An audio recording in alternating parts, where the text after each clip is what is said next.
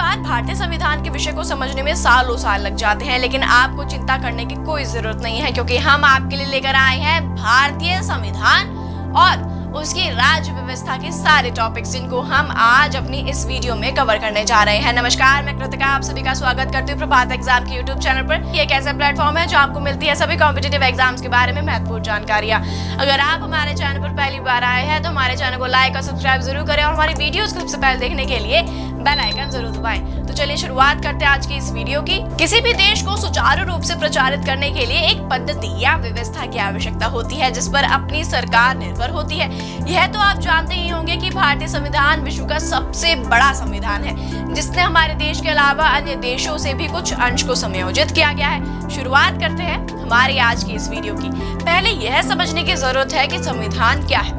सरल शब्दों में कहा जाए तो संविधान राज्य के भौतिक पक्ष का प्रतिनिधित्व करता है, यानी किसी राज्य के लिए संविधान का उतना ही महत्व है जैसे किसी इंसान के लिए उसके शरीर का। अगर हम संविधान की परिभाषा पर गौर करें तो यह पाएंगे कि संविधान का आशय लिखित और नियमों के उस समूह से है जो किसी राज्य संगठन के स्वरूप, सरकार के विभिन्न अंगों की संरचना और उनके अधिकार क्षेत्र को तय करता है। हम संविधान को मूल रूप से 3 भागों में बांटते हैं। पहला है उत्पत्ति के आधार पर। इसमें भी हम इसे 2 भागों में बांटते हैं, जैसे विकसित और निर्मित संविधान, जिसमें हमने समय के बदलते परिवेश के साथ इसका निर्माण किया है। इसी के साथ हमारा दूसरा आता है संविधान में प्रथा एवं परंपराओं के आधार पर, जिसमें हमने संविधान को लिखित और अलिखित संविधान में वर्णित किया है। मतलब यह है कि हमने इसकी रचना निश्चित समय पर एक इकाई द्वारा की थी। भारत और संयुक्त राज्य अमेरिका इसके कुछ उदाहरण भी है। इसी के साथ लिखित संविधान के कुछ गुण भी हैं, जैसे clarity, stability and protection of rights. वहीं दूसरी तरफ है हमारा अलिखित संविधान, जो पूर्ण रूप से अथवा अधिकांश रूप से अलिखित होता है, जिसमें समय के साथ साथ बदलाव किया जा सकता है। चलिए अब इसके कुछ गुणों को भी जान लिया जाए। पहला है समय एवं परिस्थिति के अनुकूल, यानी एडजस्टेबल। आवश्यकता पड़ने पर हमेशा लिखित संविधान में बदलाव कर सकते हैं। इसके बाद हम संविधान को परिवर्तनशीलता के आधार पर भी डिवाइड करते हैं, जिसमें फ्लेक्सिबल कॉन्स्टिट्यूशन और रिजिड कॉन्स्टिट्यूशन इसके 2 भाग हैं। यह 2 इसके ऐसे भाग है जिसको आप इनके नाम सुनकर भी अंदाजा लगा सकते हैं। अब हमने यह जान लिया कि संविधान क्या होता है, लेकिन इस संविधान को लागू कौन करवाता है, इस संविधान में किस तरह संशोधन किया जाता है और वह कौन लोग हैं जो ये संशोधन में भाग लेते हैं, आइए उसके बारे में भी जान लिया जाए। लेकिन उससे पहले ये समझ ले कि संसदीय और अध्यक्षीय सरकार क्या होती है। संसदीय सरकार सरल शब्दों में उस सरकार को कहती है जिसमें प्रधानमंत्री और मंत्रिपरिषद अपने कार्यों के लिए कानूनी दृष्टि से अपने कामों के लिए उत्तरदायी होते हैं। भारतीय संविधान में द्विसदनात्मक व्यवस्था को अपना रखा है, जिसका एक अहम कारण यह है कि कोई एक ही व्यक्ति तानाशाह न बन जाए और हमारे देश की स्वतंत्रता को समाप्त न कर दे। संसदीय शासन प्रणाली की विशेषताएं होती है, जैसे relation between legislature and executive, यानी जिसने कानून बनाए हैं और वह लोग जो उन कानूनों का पालन करवा रहे हैं, उनके बीच रिलेशन मेंटेन करना। दूसरा है सामूहिक उत्तरदायित्व। जिस तरह हम भारतीय संविधान में किसी भी एक व्यक्ति को सारी शक्तियां नहीं दे देते, उसी प्रकार किसी एक व्यक्ति के ऊपर हम सारी जिम्मेदारी नहीं डाल सकते। देखा जाए तो भारत का प्रधान राष्ट्रपति होता है, लेकिन संविधान के अनुसार राज्य का वास्तविक कार्यकारी अध्यक्ष, या यूं कहे कि शासन का प्रधान प्रधानमंत्री होता है। मुख्य रूप से प्रधानमंत्री ही कार्यपालक, विधायकों और प्रशासक का मुखिया होता है। सब कुछ उसी पर निर्भर करता है कि वह किस प्रकार के निर्णय लेता है। इसके सबसे अहम विशेषता है अनिश्चित, यानी कार्यपालिका सरकार का कार्यकाल अनिश्चित होता है। इसमें किसी भी एक व्यक्ति के पूर्ण रूप से शक्ति या अपने अधिकारों का दुरुपयोग करने की संभावना बहुत कम हो जाती है। आइए अब इसके कुछ गुणों के बारे में भी जान लिया जाए, जैसे best example of representative democracy, role of able politicians, lack of autocracy in government, sensitive to public opinion and changes as per need to possible. इसी के साथ इसके कुछ दोष भी हैं, जैसे मंत्रिमंडल की तानाशाही, सरकार में स्थायित्व का अभाव, अनुभवों की सरकार।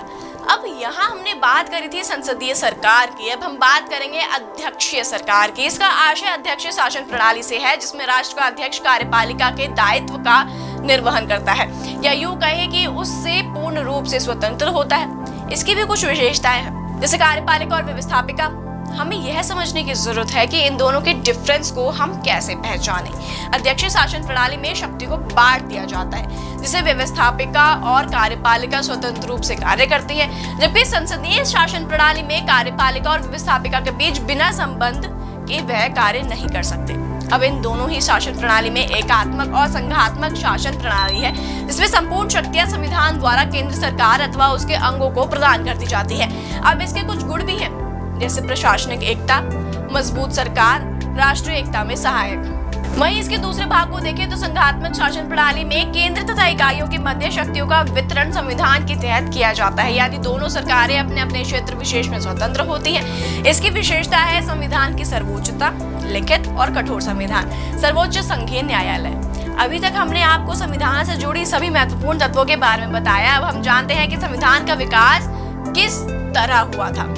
किसी भी देश का संविधान एकाएक अपने अस्तित्व में नहीं आता, बल्कि इतिहास का परिणाम होता है। भारतीय संविधान के वर्तमान को समझने के लिए हमें इसके अतीत पर गौर फरमाना होगा।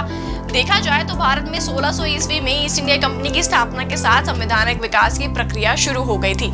स्क्रीन पर आपको भारत के संविधान का प्रारूप दिखाई दे रहा होगा कि इसके निर्माण में कितने रेगुलेटिंग एक्ट्स और भारत शासन अधिनियम की सभा को गठित किया गया था।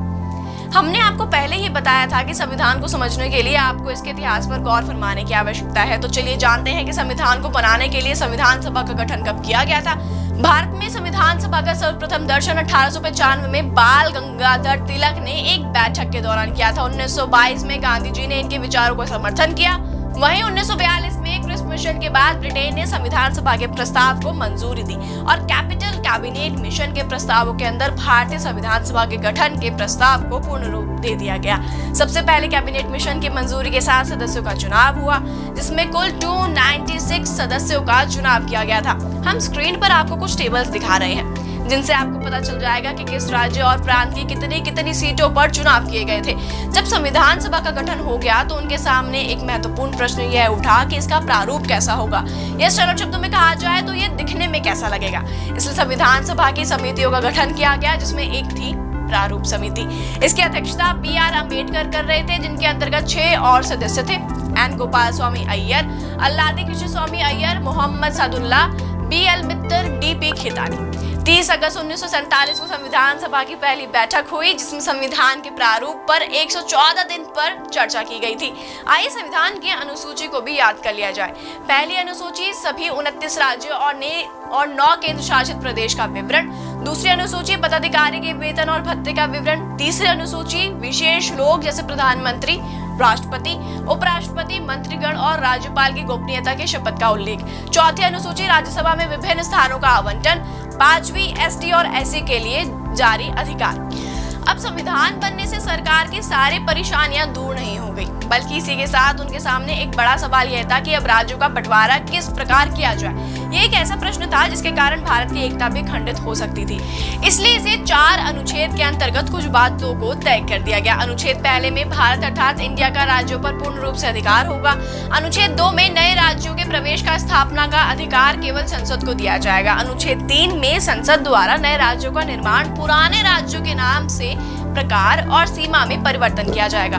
अब हमने संविधान की रूपरेखा को तय कर लिया, लेकिन यह संविधान किन किन नागरिकों पर लागू किया जाता है उसके सिद्धांतों को भी यहाँ पे हम देख लेते हैं। भारत के विभाजन के साथ ही संविधान सभा के सामने नागरिकता को तय करना एक अहम मुद्दा था, लेकिन इन सभी के बावजूद उन्होंने भारतीय नागरिकों को कुछ श्रेणियों के अंदर बांटा, जैसे जन्म के साथ, वंश के अधिकार, पंजीकरण, देश के विभाजन के साथ साथ दोहरी नागरिकता।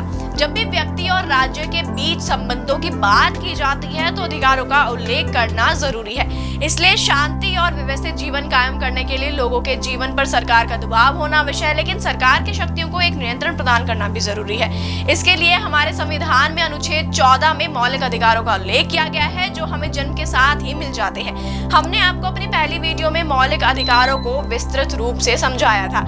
अगर आप वह वीडियो को देखना चाहते हैं तो आपको उस वीडियो का लिंक हमारे डिस्क्रिप्शन बॉक्स में मिल जाएगा। जैसे सामान्य रूप से कहा जाए तो हम उसे किसी व्यक्ति पर थोप नहीं सकते, लेकिन यह हमारे कुछ मॉरल ड्यूटीज होती है जिसे हमें समाज के प्रति निभानी चाहिए। तो यह थी दोस्तों हमारे संविधान की रूपरेखा, या यूं कहें कि महत्वपूर्ण बातें जो आपको पता होनी चाहिए। अगर आपको हमारी यह वीडियो पसंद आई तो हमें कमेंट बॉक्स में जरूर बताएं, और अगर आप भी भारतीय संविधान के बारे में पूर्ण रूप से जानना चाहते हैं तो जरूर पढ़िए प्रभात प्रकाशन की पुस्तक भारतीय संविधान और राज्य व्यवस्था। उम्मीद करते हैं आपको हमारी वीडियो पसंद आई होगी। उम्मीद है आपसे फिर मुलाकात होगी प्रभात एग्जाम के यूट्यूब चैनल पर। तब तक के लिए नमस्कार। यूपीएससी की प्रीलिम्स परीक्षा में गारंटीड सक्सेस के लिए भारत का प्रसिद्ध पब्लिशर प्रभात प्रकाशन आपके लिए लाया है यूपीएससी 26 वर्षों के topic wise solved papers. IAS doctor Manish Ranjan की इस बुक में है एक्सप्लेन्ड आंसर्स और ट्रेंड एनालिसिस। इसके साथ ही जरूर पढ़ें यूपीएससी सीसैट, जिसमें है पेपर 2 के 2011 से 2020 के सॉल्व्ड पेपर्स। ये दोनों बुक्स इंग्लिश में भी अवेलेबल हैं। आज ही ऑर्डर करें ऑनलाइन अमेजॉन या फ्लिपकार्ट से और क्रैक करें यूपीएससी एग्जाम।